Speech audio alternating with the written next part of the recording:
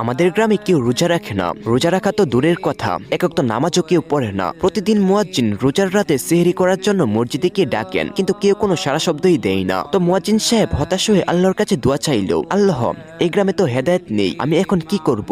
একটা রাস্তা দেখাও। তো সেদিন রাতে মুয়াজ্জিন সাহেব স্বপ্নে দেখলো, একটা নির্দেশ আসলো যে গ্রামের একটা অলস ব্যক্তি খুঁজো এবং যে কোনো মূল্যে তাকে দিয়ে তোমার কাজ একদিনের জন্য করাও। আল্লাহ গ্রামের সবাইকে হেদায়েত করবেন। মুয়াজ্জিন ঘুম থেকে উঠে ভাবে, এই আবার কেমন স্বপ্ন? যাই হোক, স্বপ্ন অনুযায়ী সে পরদিন সকালে মুয়াজ্জিন সাহেব খুঁজতে খুঁজতে গ্রামের অলসের শিরোমণি কুদ্দুস মিয়ার দেখা পেলেন। কুদ্দুস মিয়ার রুটিন হলো খাওয়ার সময় মহিষের মতন খাওয়া আর বাকিটা সময় কুম্ভকর্ণের মতো ঘুমানো। মুয়াজ্জিন সাহেব তাকে বললেন, কুদ্দুস মিয়া, একদিনের জন্য সেহরির সময় ডাকতে হবে। কুদ্দুস মিয়া হাই তুলতে তুলতে বললেন, পাগল নাকি চাচা, ঘুমের সময় ডাকাডাকি আমার দ্বারা হবে না। তখন মুয়াজ্জিন সাহেব বললেন, এক রাতের জন্য 1000 টাকা দিব। টাকার কথা শুনে কুদ্দুস রাজি হলো। ভাবলো বসে বসে তো একটু চিল্লাইতেই হবে, এই আর কি। সেহরির সময় হলো। কুদ্দুস অনিচ্ছা সত্ত্বেও মসজিদে গেল। মাইক হাতে নিয়ে ভাবলো, দাঁড়িয়ে কে ডাকবে, বসে ডাকি। বসে বসে 2 মিনিট ডাকলো, ও গ্রামবাসী উঠো, সেহরি খাও, রোজা রাখো। কিন্তু অলস মানুষের স্বভাব। 3 মিনিট পর তার মনে হলো বসে থাকতেও কষ্ট হচ্ছে। সে মাইকটা বুকের উপর রেখে জায়নামাজে শুয়ে পড়লো। শুয়ে শুয়েই ডাকতে লাগলো,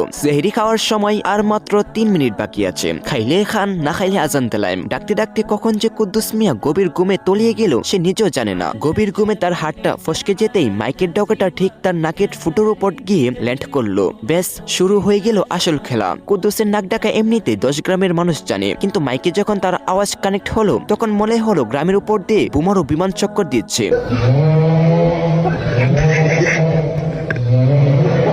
পুরো গ্রাম এক জটকায় বিছানা ছেড়ে 5 ফিট উপরে লাফিয়ে উঠলো। গ্রামে হই হুল্লোড় পড়ে গেল। যে লোক জীবনে অজু করেনি সে বয়ে 3 বালতি পানি দিয়ে অজু করে তাসবিহ গুনতে শুরু করলো। কেউ জায়নামাজে দাঁড়িয়ে নফল নামাজ আদায় করা শুরু করে দিয়েছে। কেউ কোরআন শরীফ খুলে তেলাওয়াত করতে শুরু করলো। গ্রামের চোর বাটপার সব কান ধরে তওবা করতে লাগলো। সবার মনে একই আতঙ্ক, এ বুঝি আসমান জমিন এক হয়ে গেল। গ্রামের প্রতিটা গড়ে তখন মরণ পর ইবাদত শুরু হয়ে গেল। কেউ ভাবছে আজই শেষ রাত। এদিকে মুয়াজ্জিন সাহেব হততন্ত হয়ে মসজিদে ঢুকলেন। ঢুকে দেখেন কুদ্দুস মিয়া একদম চিত হয়ে শুয়ে আছে। নাক দিয়ে ব্যান্ড পার্টির মতো আওয়াজ বেরোচ্ছে, আর প্রতিবার নিঃশ্বাস ছাড়ার সময় মাইকটা তার নাকের উপর নাচছে। তখন মুয়াজ্জিন বললেন, কারো হেদায়েত আসে বয়ানে আর কারো আসে অলস কুদ্দুসের নাক ডাকার গর্জনে। গল্পটি পুরাটাই কাল্পনিক। তো গল্পটি কেমন লাগলো অবশ্যই কমেন্ট করে জানাবে, আর ভালো লাগলে শেয়ার করে দিবে তোমার ফ্রেন্ডদের সাথে। তো আজকের মতো বিদায় নিচ্ছি। প্রিয় ভিডিওটা ভালো লাগলে এই আইডিটাকে ফলো করে দিও। তো দেখা হবে নতুন একটা ভিডিওতে। আজকের মতো আল্লাহ হাফেজ।